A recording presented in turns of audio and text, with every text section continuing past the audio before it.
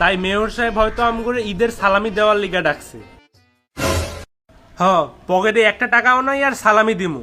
Mayor সাহেব, আমি জানি আপনি মানি ব্যাগে টাকা রাখেন, তাই আপনার পকেটে টাকা না থাকারই কথা। আচ্ছা, কাজের কথায় আসি। তোমাদেরকে এখানে ডাকা হয়েছে আমার ঈদের গরু খুঁজা দেওয়ার লাইগা।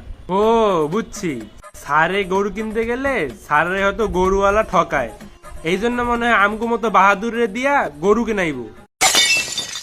হপ, আমি কোনো গরু কিনবো না। আসলে আমি একটা গরু কিনছিলাম, কিন্তু একটা ভুলের কারণে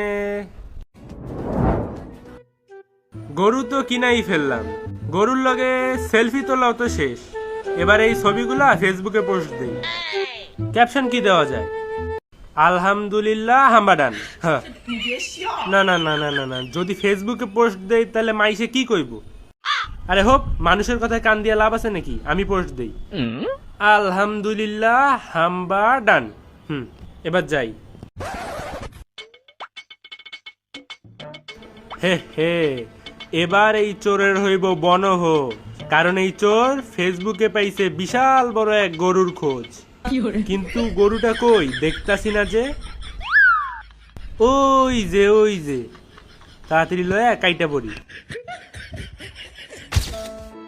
আর এই হলো আমার গরু হারানোর কারণ।